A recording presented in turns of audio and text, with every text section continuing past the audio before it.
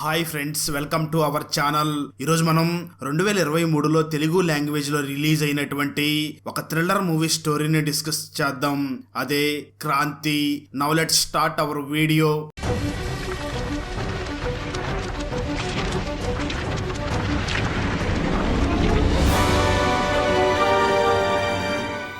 Open చేస్తే ఒక గ్రామంలోని పోలీస్ స్టేషన్ కి ఒక వ్యక్తి వచ్చి, నా కూతురు నిన్న రాత్రి నుంచి కనిపించడం లేదు. తను డైలీ రాత్రి వర్క్ నుంచి 9 గంటలకంతా ఇంటికి వచ్చేస్తుంది, కానీ నిన్న రాత్రి రాలేదు. మేం ప్రతి చోట వెతికాం, కానీ తను ఎక్కడా దొరకలేదు అని కంప్లైంట్ ఇస్తాడు. పోలీస్ ఇన్స్పెక్టర్ ఆ అమ్మాయి డీటెయిల్స్ ని తీసుకుంటాడు, కానీ అసలు ఏ ఇన్వెస్టిగేషన్ చెయ్యడు. కంప్లైంట్ ఇచ్చిన వ్యక్తిని బయట బెంచ్ మీద కూర్చోమని చెప్తారు. అక్కడ మరొక వ్యక్తి కూడా కూర్చుని ఉంటాడు. ఆ వ్యక్తి ఇప్పుడు కంప్లైంట్ ఇచ్చిన వ్యక్తిని చూసి, నా కూతురు కూడా నిన్నటి నుంచి కనిపించడం లేదు, ఏ పోలీసులు కూడా ఇన్వెస్టిగేషన్ చేయడం లేదు, ఇప్పుడు నా కూతురు ఏ పరిస్థితుల్లో ఉందో అని అంటాడు. అప్పుడే ఇంకో వ్యక్తి వాళ్ళ దగ్గరికి వచ్చి, నా కూతురు కూడా కనిపించకుండా పోయి 2 సంవత్సరాలు అయ్యింది, కానీ పోలీసులు ఈ రోజు వరకు అసలు ఎంక్వైరీయే చేయలేదు అని చెప్తాడు. ఈ విధంగా ఆ గ్రామంలోని అమ్మాయిలు కనిపించకుండా పోతూ ఉంటారు. మరో పక్క రామ్ అనే వ్యక్తి జాగింగ్ చేస్తూ ఉండగా అతని ఫ్రెండ్ వచ్చి అతన్ని తన ఇంటికి తీసుకుని వెళ్తాడు. అతని ఫ్రెండ్ రామును చూసి, నా ఇంట్లో ఒక ఫంక్షన్ ఉంది, నా ఇల్లంతా బంధువులతో నిండి ఉంది, నేను నా కూతురు కోసం ఒక గోల్డ్ చైన్ ని కొనుక్కుని తీసుకుని వచ్చాను. అయితే నాకు ఒక ఫోన్ కాల్ రావడం వల్ల నేను ఆ చైన్ ని ఇంట్లో ఉన్న టేబుల్ మీద పెట్టి పక్కకి వెళ్ళాను. నేను తిరిగి వచ్చి చూస్తే చైన్ కనిపించడం లేదు. ఏ బంధువులు ఆ చైన్ ని తీశారో నాకు తెలియడం లేదు. నేను ఆ చైన్ కోసం ఇక్కడికి వచ్చిన బంధువులందరినీ బాధ పెట్టాలి అనుకోవడం లేదు. నువ్వే ఏదో ఒకటి చేసి నా చైన్ గురించి కనుక్కో అని చెప్తాడు. రామ్ అతని ఇంటికి వెళ్లి అందరినీ అబ్జర్వ్ చేస్తాడు. అందరూ కూడా వాళ్ళ ఇంట్లో ఫంక్షన్ లాగా పనిచేస్తూ ఉంటారు. అలాంటి వాళ్ళని నేను ఎలా అనుమానించాలి అని రామ్ ఆలోచిస్తూ వెంటనే తన ఫ్రెండ్ ని చూసి, నేను చెప్పిన విధంగా వెళ్లి నీ వైఫ్ తో చెప్పు అని చెప్తాడు. రామ్ ఫ్రెండ్ అలానే చేస్తాడు. కొంచెం సేపటి తర్వాత తన భార్య బయటకు వచ్చి, నా హస్బెండ్ నా కూతురికి ఒక చైన్ ని తీసుకుని వచ్చాడు, నేను ఆ చైన్ ని అలమరాలో పెట్టానా లేదా టేబుల్ మీద పెట్టానా నాకు ఏ విషయం గుర్తులేదు, చైన్ దొరకడం లేదు, కోపంతో నా భర్త నన్ను చాలా తిడుతున్నాడు అని చెప్తుంది. ఇంతలో ఒక లేడీ, నువ్వు అంత కాస్ట్లీ అయిన గోల్డ్ చైన్ ని ఎక్కడ పడితే అక్కడ పెట్టి ఎలా మర్చిపోయావు, నీ ఫ్రెండ్ నిన్ను తిట్టకుండా ప్రేమగా చూస్తాడా అని అంటుంది. దానికి రామ్ ఫ్రెండ్ భార్య మాత్రం, అది గోల్డ్ చైన్ కాదు, అది రోల్డ్ గోల్డ్ చైన్, తక్కువ కాస్ట్ది అని అంటుంది. సరిగ్గా అదే సమయంలో ఆ గుంపులో ఉన్న ఒక లేడీ సపరేట్ అయ్యి ఒక చైన్ ని బయటికి తీస్తుంది. అది నిజంగా గోల్డేనా లేక నకిలీదా అని చెక్ చేస్తుంది. అప్పుడు రామ్ కిటికీలో నుంచి, అది నిజమైన గోల్డే అక్క, మిమ్మల్ని కనిపెట్టడానికే మేము అబద్ధం చెప్పామని చెప్తాడు. ఆ తర్వాత ఏ దారి లేకపోయేసరికి ఆ లేడీ రామ్ ఫ్రెండ్ కి సారీ చెప్పి చైన్ తిరిగి ఇచ్చేసి సైలెంట్ గా అక్కడి నుంచి వెళ్లిపోతుంది. అలా దొంగ ఎవరో తెలిసిపోవడంతో ఫంక్షన్ ఎటువంటి అడ్డంకి లేకుండా చాలా గ్రాండ్ గా జరుగుతుంది. రామ్ ఫ్రెండ్ రాముని బాగా పొగిడి థ్యాంక్స్ చెప్పి అక్కడి నుంచి రాముని పంపిస్తాడు. ఆ తర్వాత రామ్ తన గర్ల్ ఫ్రెండ్ అయినటువంటి సంధ్యాని కలుస్తాడు. సంధ్య రాముని చూసి, రేపు ఉదయం 11 గంటలకి జీసస్ స్టాట్యూ దగ్గరికి రా, మనం ఇద్దరం కలిసి మన పెళ్లి గురించి మా నాన్నతో మాట్లాడి తనని ఒప్పిద్దామని అంటుంది. అయితే రామ్ కి ప్రస్తుతానికి పెళ్లి చేసుకోవడం ఇష్టం లేదు, కానీ సంధ్య బలవంతం చేయడంతో అందుకు ఒప్పుకుంటాడు. కొంత సమయం తర్వాత సముద్రం మీద ఉన్న బ్రిడ్జి మీదకి ఒక వైట్ కలర్ కారు వచ్చి ఆగుతుంది. అందులో నుంచి ఒక వ్యక్తి కారు దిగి ఆ కారు డిక్కీలో నుంచి ఒక గోని సంచిని తీసి సముద్రంలోకి విసిరేస్తాడు. ఆ గోని సంచి మీద చాలా రక్తం అంటూ ఉంటుంది. ఆ తర్వాత రోజు కరెక్ట్ గా ఉదయం 11 గంటలకి రామ్ జీసస్ స్టాట్యూ దగ్గరికి వస్తాడు. కానీ అక్కడ అంతా చాలా మంది గుంపుగా ఉంటుంది. ఆ గుంపు వద్దకి రామ్ వెళ్లి చూడగా ఒక గోని సంచిలో సంధ్యా శవం ఉంటుంది. ఇదంతా చూసి రామ్ చాలా షాక్ అవుతాడు. ట్విస్ట్ ఏమిటి అంటే, నిన్న ఆ వ్యక్తి సంధ్యా శవాన్ని ఆ గోని సంచిలో పెట్టి సముద్రంలో విసిరేసి ఉంటాడు. అది సముద్రం నుంచి కొట్టుకుని వచ్చి ఉంటుంది. కొంచెం సేపటి తర్వాత పోలీసులు అక్కడికి వస్తారు. సంధ్యా శవాన్ని అంబులెన్స్ లో తీసుకుని వెళ్లి పోస్ట్ మార్టం నిర్వహిస్తారు. రామ్ ఒక విధంగా చాలా చలించిపోయి ఉంటాడు.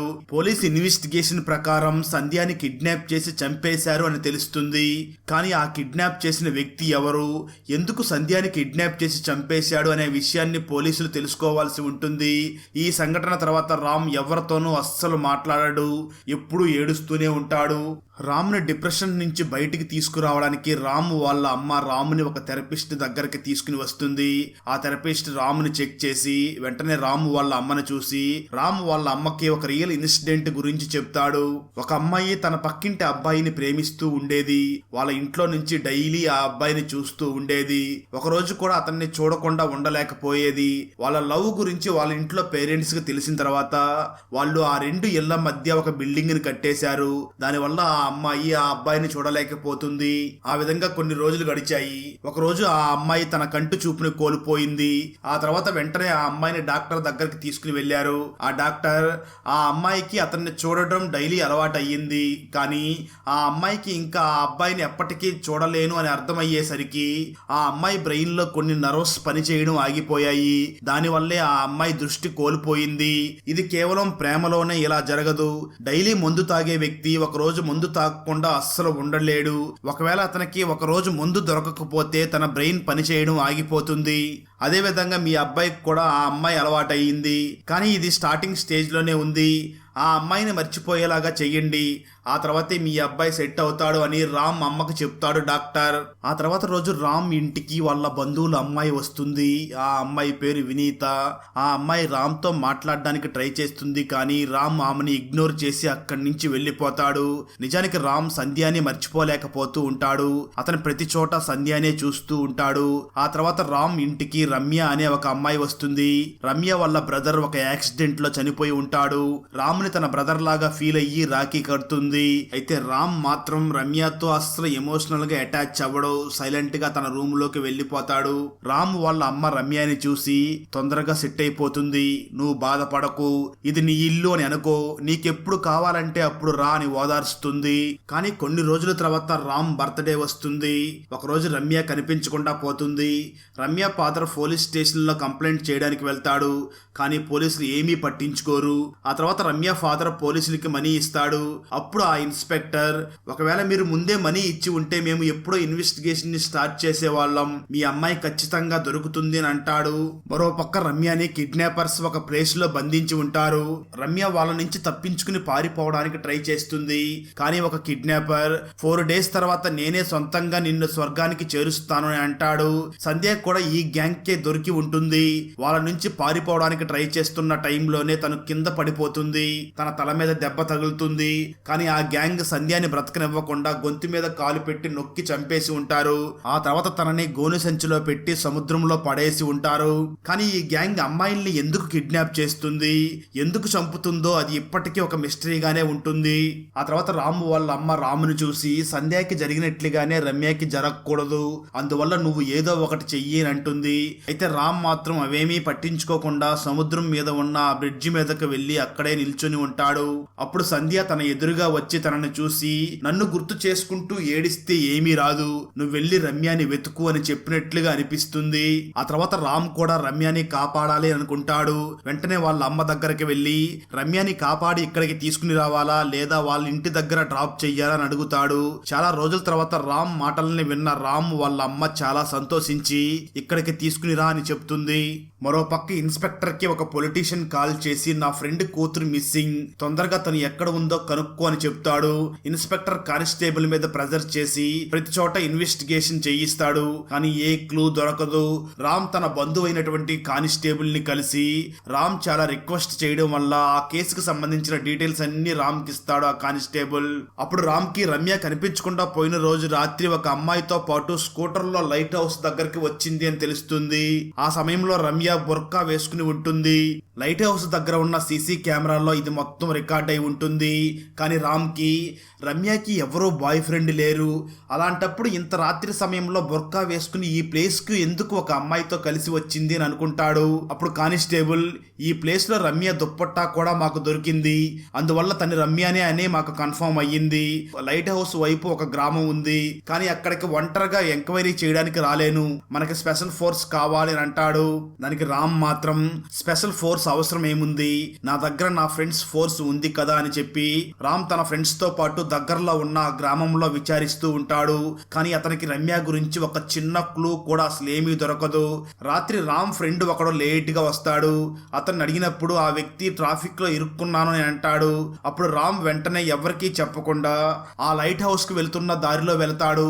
ఆ తర్వాత రామ్ వెంటనే వినీతాకి కాల్ చేసి రమ్య నీతో ఆఖరిసారిగా ఎప్పుడు మాట్లాడింది అని అడుగుతాడు. దానికి వినీత, రమ్య నీ బర్త్డేకి సర్ప్రైజ్ చెయ్యాలని ఒక గిఫ్ట్ కొనింది. మేమిద్దరం కరెక్ట్ గా రాత్రి 12 గంటలకే సర్ప్రైజ్ చెయ్యాలనుకున్నాం. దీని గురించి మేమిద్దరం ఫోన్ లో డిస్కస్ చేసుకున్నాం. అప్పుడే ఆఖరిసారిగా నేను రమ్యతో మాట్లాడాను అని చెప్తుంది. దాంతో రామ్, నీ ఫోన్ లో ఆటో కాల్ రికార్డు ఉంది కదా, ఆ రికార్డు నాకు పంపించు అని చెప్పి వెంటనే రమ్య గిఫ్ట్ కొన్న ఆ షాప్ కు వెళ్తాడు. వాళ్ళు రామును చూసి రమ్య గిఫ్ట్ ని తీసుకోవడానికి 9 నుంచి 9:30 టైంలో వచ్చింది అని చెప్తారు. రమ్య ఏ రూట్ లో వచ్చిందో రామ్ కూడా అదే రూట్ లో బైక్ మీద వెళుతూ ఉంటాడు. అంతేకాకుండా రమ్య వినీతాల ఫోన్ రికార్డ్ ని కూడా వింటూ వెళ్తాడు. ఒకవేళ రమ్య వినీతాకి 12 గంటలకి నన్ను సర్ప్రైజ్ చెయ్యాలి అనుకుంటే ఈ మధ్యలో రమ్య ఆ అమ్మాయితో ఎలా పారిపోతుంది అని ఆలోచిస్తాడు. వెంటనే రామ్ కి పోలీస్ ఇన్వెస్టిగేషన్ లో ఏదో తప్పు ఉంది అని అనిపిస్తుంది. అప్పుడు ఇద్దరు ఫ్రెండ్స్ రామ్ దగ్గరికి వస్తారు. అప్పుడు రామ్, ఇక్కడి నుంచి లైట్ హౌస్ కి వెళ్ళడానికి 15 నుంచి 20 నిమిషాల టైం పడుతుంది. మరి రమ్య 9 నుంచి 9:30 టైంలో గిఫ్ట్ ను కొనుక్కుని వచ్చింది. పోలీసుల ప్రకారం తను రాత్రి 11:30 గంటలకి లైట్ హౌస్ కెమెరాలో రికార్డ్ అయ్యింది. ఆ 2 గంటల మధ్యలో ఏం జరిగిందో దాన్ని మనం కనుక్కోవాలి అని తన ఫ్రెండ్స్ కి ఎక్స్ప్లెయిన్ చేసి మళ్ళీ ఆ కాల్ రికార్డ్ ని వింటాడు. అప్పుడు రామ్ కాల్ కట్ చేసే ముందు రమ్య బ్యాక్గ్రౌండ్ లో ఏవో శబ్దాలు మాటలు వినిపిస్తాయి. అదంతా నోటీస్ చేస్తాడు. ఆ తర్వాత రామ్ ఆ ఆడియోని తన సిస్టమ్ లోకి అప్లోడ్ చేసి ఆ ఆడియోని 3 లేయర్స్ గా డివైడ్ చేస్తాడు. ఫస్ట్ లేయర్ లో రమ్య మాటలు, సెకండ్ మరియు థర్డ్ లేయర్ లో ఆ బ్యాక్గ్రౌండ్ శబ్దాలు ఉంటాయి. అందులో నుంచి కొంతమంది జెంట్స్ మాటలు వినబడుతూ ఉంటాయి. అందులో కారు తిరిగే శబ్దం కూడా ఉంటుంది. అది విన్న రామ్ ఇవి కిడ్నాపర్స్ మాటలే అని గెస్ చేసి రమ్యని కారులోనే కిడ్నాప్ చేశారు అని చెప్తాడు. ఒకవేళ రమ్యని కిడ్నాప్ చేసి ఉంటే 11:30 గంటల టైంలో రమ్యని స్కూటర్ మీద తీసుకుని ఆ లైట్ హౌస్ దగ్గరికి ఎవరు వెళ్లారు, స్కూటర్ మీద ఆ అమ్మాయి వెనకాల నిజంగానే రమ్యనే కూర్చుని ఉందా అని ఆలోచించి వెంటనే దాన్ని సాల్వ్ చెయ్యాలి అని మళ్ళీ సీసీటీవీ ఫుటేజ్ ని చెక్ చేస్తాడు. ఆ స్కూటీలో ఉన్న వాళ్ళని జూమ్ చేసి ఫైనల్ గా 3 అబ్బాయిల గురించి తెలుసుకుంటారు.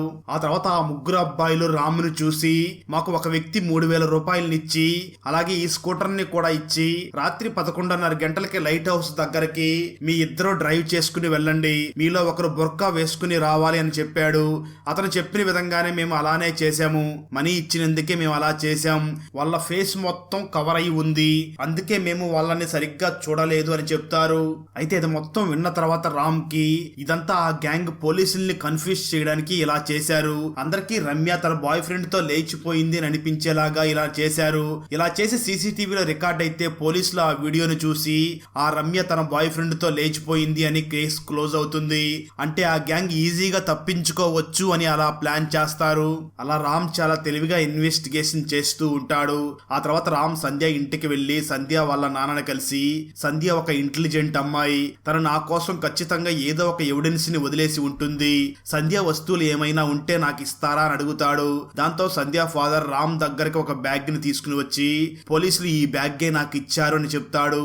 రామ్ వెంటనే ఆ సంధ్య హ్యాండ్ బ్యాగ్ ని చెక్ చేస్తాడు. కానీ అందులో ఏమీ ఉండదు. అందులో కేవలం సంధ్య మొబైల్ మాత్రమే ఉంటుంది. ఆ మొబైల్ లో ఛార్జింగ్ కూడా ఉండదు. రామ్ వెంటనే ఆ మొబైల్ కి ఛార్జింగ్ చేస్తాడు. ఆ తర్వాత మొబైల్ లో ఒక అలారం మోగుతుంది. అప్పుడే ఒక మొబైల్ నెంబర్ డిస్ప్లే అవుతుంది. నిజానికి సంధ్యాని కిడ్నాప్ చేసినప్పుడు తను హెల్ప్ కోసం ఈ నెంబర్ కి కాల్ చేసింది, కానీ కాల్ కనెక్ట్ అవ్వలేదు. అప్పుడే ఇద్దరు రౌడీలు బయట నిలబడి ఏదో డిస్కస్ చేసుకుంటూ ఎవరికో వాళ్ళ ఫోన్ నెంబర్ ని ఇస్తూ ఉంటారు. దాంతో సంధ్య తన అలారం లో ఆ రౌడీలు చెప్పే నెంబర్ ని సెట్ చేసి ఉంటుంది.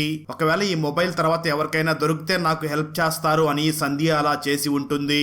అది చూసిన రామ్, నేను ముందే చెప్పా కదా సంధ్య ఏదో ఒక ఎవిడెన్స్ ని వదిలి ఉంటుంది అని, వెంటనే ఆ ఫోన్ నెంబర్ ని ట్రాక్ చేసి ఆ అడ్రస్ కి వెళ్తాడు. అక్కడికి వెళ్లి కనుక్కోగా ఆ ఫోన్ నెంబర్ ఓనర్ 2 సంవత్సరాల క్రితమే చనిపోయాడు అని తెలుస్తుంది. అలా రామ్ ఇన్వెస్టిగేషన్ డెడ్ ఎండ్ కి వచ్చి ఆగిపోతుంది. అప్పుడు రామ్, ఆ క్రిమినల్ ఎంత తెలివైన వాడైనా సరే ఖచ్చితంగా ఎప్పుడో ఒకప్పుడు ఏదో ఒక తప్పు పని చేస్తాడు. అతని మైండ్ ని డిస్టర్బ్ చేయడానికి ఏదో ఒక పెద్ద ఖతర్నాక్ పని చెయ్యాలి. ఒకవేళ ప్రజలు దాని గురించి ఎక్కువగా మాట్లాడడం స్టార్ట్ చేస్తే అతని మైండ్ పని చేయడం ఆగిపోతుంది అని తన ఫ్రెండ్స్ తో కలిసి ఒక ప్లాన్ వేస్తాడు. ఆ ప్లాన్ లో భాగంగానే రామ్ ఆ ఏరియాలోని ఆడవాళ్ళ దగ్గరకు వెళ్లి మాట్లాడతాడు. కానీ ఆ లేడీస్ మాత్రం ఒకవేళ మేము ఈ కేసులో ఇన్వాల్వ్ అయితే మా ఇంట్లోని వాళ్ళు అలాగే సమాజంలోని అందరూ మమ్మల్ని తప్పుడు చూపుతో చూస్తారు, అలాగే తప్పుగా అర్థం చేసుకుంటారు అని భయపడతారు. దాంతో రామ్ వాళ్ళకి ఒక స్టోరీని చెప్తాడు. ఒక మహావత్ దగ్గర ఏనుగు పిల్ల ఉండేది. దాని కాళ్ళని గొలుసులతో కట్టేసి ఉండేవారు.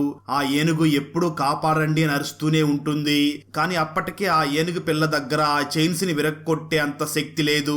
కొన్ని రోజుల తర్వాత అది ట్రై చేయడమే మానేసింది. అది పెరుగుతూ వచ్చింది. అప్పుడు దానికి చైన్ ని తన సొంతంగా విరక్కొట్టే అంత శక్తి వచ్చింది. కానీ చిన్నప్పటి నుంచి దాని మనసులో నేను ఆ చైన్ ని విరక్కొట్టలేను అని తన బ్రెయిన్ లో నాటుకుపోయింది. అందువల్ల అది మళ్ళీ ట్రై చేయలేదు. నిజానికి నా సిచ్యువేషన్ ఆ ఏనుగు లాగానే ఉంది, సమాజం దాని చైన్ లాగా ఉంది అని చెప్తాడు. లేడీస్ అందరూ రామ్ చెప్పిన మాటల్ని అర్థం చేసుకుని మేము ఆ అమ్మాయిని కాపాడడానికి నీ పనిని చేయడానికి రెడీగా ఉన్నాం, మేమేం చెయ్యాలో చెప్పు అని రామ్ని అడుగుతారు. మరో పక్క రమ్య కిడ్నాపర్ మొహం చూడడానికి అతని మొహం మీద నీళ్లు పోస్తుంది. అప్పుడు ఆ కిడ్నాపర్ తన మాస్క్ ని తీసేస్తాడు. అప్పుడే రివీల్ అయ్యే ట్విస్ట్ ఏమిటి అంటే ఆ కిడ్నాపర్ ఎవరో కాదు, మూవీ స్టార్టింగ్ లో చూపించిన ఇన్స్పెక్టరే అమ్మాయిల్ని కిడ్నాప్ చేస్తూ ఉంటాడు. మరో పక్క ఆ గ్రామంలోని మగవాళ్ళందరూ కలిసి రామ్ దగ్గరికి వచ్చి రామ్ను చూసి నువ్వు మా ఇంటి ఆడవాళ్ళకి ఏం చెప్పావు, వాళ్ళ ఇంట్లోనే ఉండి తాళం వేసుకుని కూర్చున్నారు అని అడుగుతారు. అప్పుడు రామ్ మీరు ఇప్పుడు పోలీస్ స్టేషన్ కి వెళ్లి మా ఇంట్లోని ఆడవాళ్ళందరూ మిస్సింగ్ అని కంప్లైంట్ చెయ్యండి అని చెప్తాడు. ఆ గ్రామంలోని ఒక 50 మంది మగవాళ్ళు పోలీస్ స్టేషన్ కి వెళ్లి మా ఇంటి ఆడవాళ్లు మిస్సింగ్ అని కంప్లైంట్ ఇస్తారు. మెల్లమెల్లగా ఈ సంఖ్య పెరిగి 100 కంటే ఎక్కువ అవుతుంది. ఆ తర్వాత ప్రెస్, మీడియా ఇంకా అందరి దృష్టి ఆ గ్రామం మీదనే ఉంటుంది. ప్రతిరోజు ఆ గ్రామంలో ఏం జరుగుతుంది, లేడీస్ ఇంట్లో కూర్చుని తాళం ఎందుకు వేసుకుంటున్నారు, వాళ్ళ హస్బెండ్స్ వాళ్ళ మిస్సింగ్ అని కంప్లైంట్ ఎందుకు ఇస్తున్నారు అని మీడియాలో వస్తుంది. దాంతో పోలీస్ స్టేషన్ మీద అమ్మాయిల మిస్సింగ్ కేసుని త్వరగా సాల్వ్ చేయమని ప్రెషర్ పెరుగుతుంది. ఆ తర్వాత రామ్ ప్రెస్ మరియు మీడియాని చూసి ఇక్కడ అమ్మాయిలు మరియు లేడీస్ సేఫ్ గానే ఉంటున్నారా అని అడుగుతాడు. దానికి రిపోర్టర్స్ ఎటువంటి ఆన్సర్ ఇవ్వకుండా తిరిగి రామ్ని చూసి మీకేం అనిపిస్తుంది అని అడుగుతారు. అప్పుడు రామ్ దానికి ఆన్సర్ మీ దగ్గరే ఉంది, మీరందరూ మీడియా వాళ్ళు, కానీ మీ మధ్యలో ఒక లేడీ జర్నలిస్ట్ కూడా లేదు, ఎందుకు లేదు అని అంటాడు. దానికి రిపోర్టర్స్ ఇప్పుడు రాత్రి సమయం కాబట్టి లేడీ జర్నలిస్టులు ఎవరూ లేరు, ఉమెన్ జర్నలిస్టులు ఎవరో ఈ టైంలో బయటికి రారు అని చెప్తారు.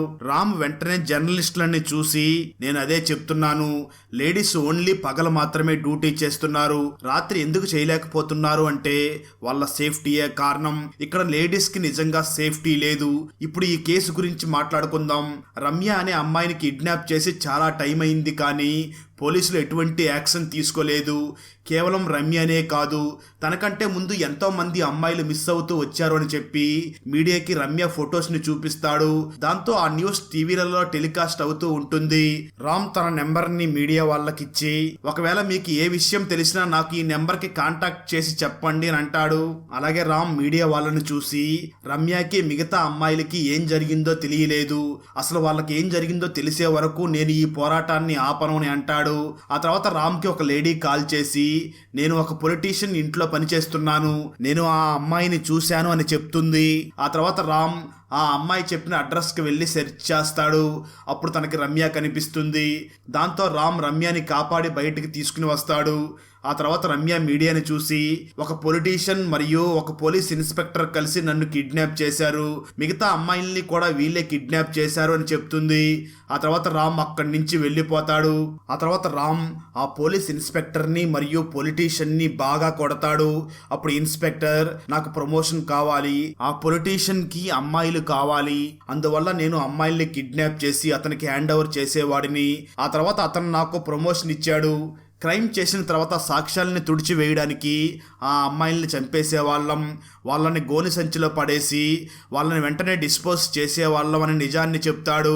అది తెలిసిన తర్వాత రామ్ చాలా కోపంతో ఆ పోలీస్ ఇన్స్పెక్టర్ని మరియు పొలిటీషియన్ని కూడా వాళ్ళు ఏ విధంగా అయితే అమ్మాయిల్ని చంపారో అదే విధంగా చంపేస్తాడు. ఆ తర్వాత వాళ్ళ డెడ్ బాడీస్ ను కూడా గోని సంచిలో కట్టి సముద్రం దగ్గర ఉన్న ఆ బ్రిడ్జ్ దగ్గరికి తీసుకుని వెళ్లి సముద్రంలో పడేస్తాడు రామ్. అక్కడతో ఈ మూవీ అయిపోతుంది. ఫ్రెండ్స్, వీడియో నచ్చినట్లయితే లైక్ చేసి ఒక చిన్న కామెంట్ చేస్తే మాకు నెక్స్ట్ వీడియో చేయడానికి ఎంకరేజింగ్ గా ఉంటుంది. అలాగే ఛానల్ ని సబ్స్క్రైబ్ చేసి పక్కనే ఉన్న బెల్ ఐకాన్ ని క్లిక్ చేసి సపోర్ట్ చేయండి. ఈ మూవీ ఆహా తెలుగు యాప్ లో స్ట్రీమ్ అవుతుంది. Thanks for watching. జై హింద్.